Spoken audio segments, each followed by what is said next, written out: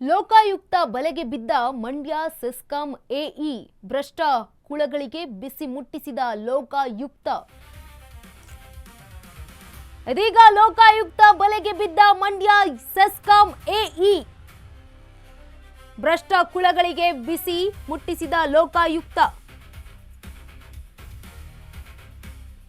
30,000 ಲಂಚ ಸ್ವೀಕರಿಸುವಾಗ ಲೋಕಾಯುಕ್ತ ಬಲೆಗೆ. ಲಂಚ ಪಡೆಯುತ್ತಿದ್ದಾಗಲೇ ಸಿಕ್ಕಿಬಿದ್ದ ಎಇ ಶ್ರೀನಿವಾಸ್. ರೆಡ್ ಹ್ಯಾಂಡ್ ಆಗಿ ಸಿಕ್ಕಿಬಿದ್ದ ಸಹಾಯಕ ಇಂಜಿನಿಯರ್ ಇವರು. ಮನೆಗೆ ವಿದ್ಯುತ್ ಸಂಪರ್ಕ ಕಲ್ಪಿಸಲು 75,000 ಲಂಚ ಬೇಡಿಕೆ ಇಟ್ಟಿದ್ರಂತೆ. ಅಭಿವೃದ್ಧಿ ಶುಲ್ಕ ಬಿಟ್ಟು ಅನುಮತಿ ನೀಡುವ ಆಮಿಷ.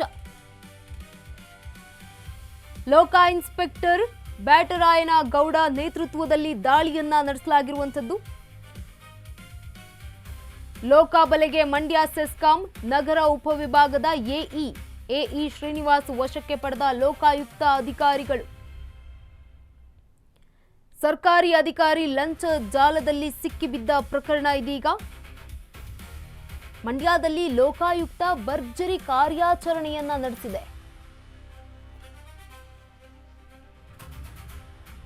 ಲೋಕಾಯುಕ್ತ ಬಲೆಗೆ ಬಿದ್ದ ಮಂಡ್ಯ ಸೆಸ್ಕಾಂ ಎಇ ಭ್ರಷ್ಟ ಕುಳಗಳಿಗೆ ಈಗ ಬಿಸಿ ಮುಟ್ಟಿಸಿದ ಲೋಕಾಯುಕ್ತ.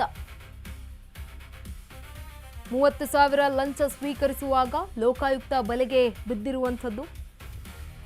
ಲಂಚ ಪಡೆಯುತ್ತಿದ್ದಾಗಲೇ ಸಿಕ್ಕಿಬಿದ್ದ ಎಇ ಶ್ರೀನಿವಾಸ್.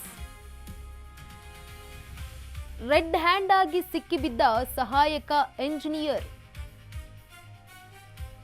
ಮನೆಗೆ ವಿದ್ಯುತ್ ಸಂಪರ್ಕ ಕಲ್ಪಿಸಲು 75,000 ಲಂಚ ಬೇಡಿಕೆ ಇಟ್ಟಿದ್ರಂತೆ.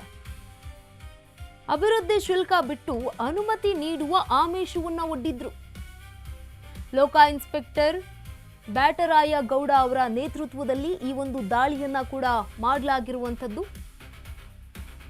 ಲೋಕಾಬಲೆಗೆ ಮಂಡ್ಯ ಸೆಸ್ಕಾಂ ನಗರದ ಉಪವಿಭಾಗದ ಎಇ ಶ್ರೀನಿವಾಸ್ ವಶಕ್ಕೆ ಪಡೆದಿದ್ದಾರೆ ಈಗ ಲೋಕಾಯುಕ್ತ ಅಧಿಕಾರಿಗಳು. ಸರ್ಕಾರಿ ಅಧಿಕಾರಿ ಲಂಚ ಜಾಲದಲ್ಲಿ ಸಿಕ್ಕಿಬಿದ್ದ ಪ್ರಕರಣ. ಮಂಡ್ಯದಲ್ಲಿ ಲೋಕಾಯುಕ್ತ ಭರ್ಜರಿ ಕಾರ್ಯಾಚರಣೆಯನ್ನ ನಡೆಸಿದೆ.